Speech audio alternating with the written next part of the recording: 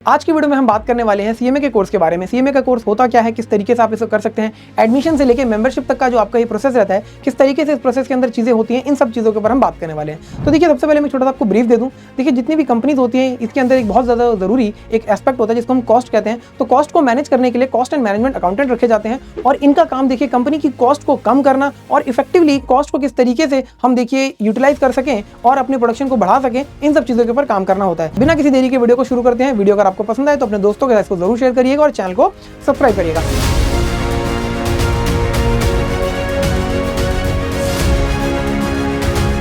तो देखिए, आप लोगों के सामने कोर्स से रिलेटेड एक फ्लोचार्ट दिखाया गया जिसके अंदर आपके पास सबसे पहली जो चीज आती है वो है एडमिशन। अब आपको सर जो ये एडमिशन लेना होता है, इस एडमिशन को देखिए आप दो तरीके से ले सकते हैं। पहला तो देखिए होता है आपके पास कि सीएमए के फाउंडेशन कोर्स के अंदर आप अपने आप को एनरोल करें। दूसरा कि सर आप डायरेक्ट एंट्री के थ्रू जो है एडमिशन ले। डायरेक्ट एंट्री का मतलब क्या है कि सर अगर आपने देखिए कैट का लेवल 1 एग्जाम क्लियर कर लिया है या फिर आपने ग्रेजुएशन अपनी कंप्लीट कर ली है, चाहे आपने किसी भी स्ट्रीम से करी हो, आपने आर्ट्स से करी हो, साइंस से करी हो, उससे फर्क नहीं पड़ता, या फिर आपने सीए इंटरमीडिएट के अंदर देखिए अपने आप को एनरोल कर लिया है, यानी कि सीए फाउंडेशन का एग्जाम आपने क्लियर कर लिया है। इसके साथ साथ जो बात करूं मैं डायरेक्ट एंट्री के अलावा जो दूसरा मेथड है आपके पास फाउंडेशन के थ्रू आने का, इसके अंदर देखिए आप अपना जब 10th का एग्जाम क्लियर कर लेते हैं तो आप एलिजिबल हो जाते हैं अपने देखिए सीएमए के कोर्स के अंदर एडमिशन लेने के लिए। लेकिन जो फाउंडेशन का आपको एग्जाम देना होता है, ये आपको अपने 12th के एग्जाम देखिए जब आप अपीयर होते हैं उसके बाद आप यहां पर दे सकते हैं। और जब आप देखिए इस एग्जाम को क्लियर कर लेते हैं फाउंडेशन के एग्जाम को, तब आप देखिए जो है सर यहां पर इंटरमीडिएट के अंदर आ जाते हैं। डायरेक्ट एंट्री के थ्रू आ रहे हैं तो आपको ये फाउंडेशन का एग्जाम नहीं देना पड़ता, आप डायरेक्टली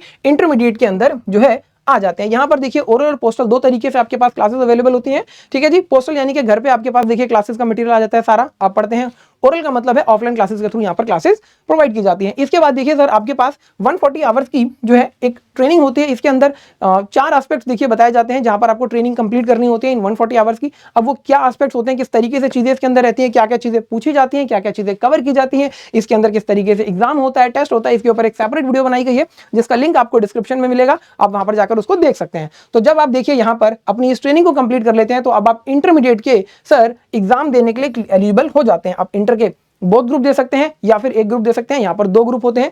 ठीक है जी, इसके बाद सर जब आप इंटर के एग्जाम को क्लियर कर लेते हैं तो इसके बाद सर आप जो है एनरोल करते हैं अपने आप को फाइनल के अंदर। यहां पर भी आपके पास देखिए सेम मेथड होता है, चाहे आप ओरल क्लासेस लें या फिर पोस्टल कोचिंग के थ्रू पढ़ाई करें।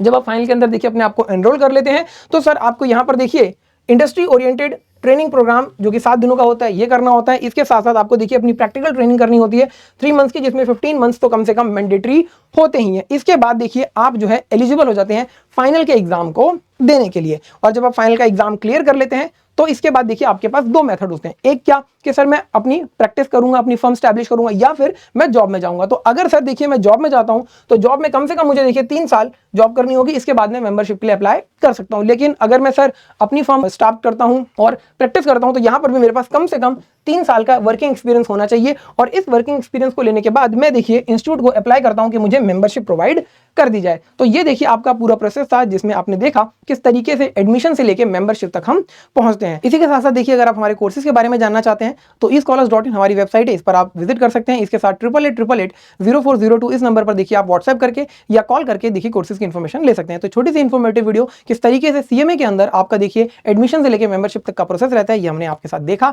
तो मैं उम्मीद करता हूं आप लोगों को ये वीडियो समझ में आई होगी, पसंद आई होगी। इस वीडियो को लाइक शेयर करिए और मिलते हैं नेक्स्ट इन्फॉर्मेटिव वीडियो में। तब तक के लिए थैंक यू सो मच।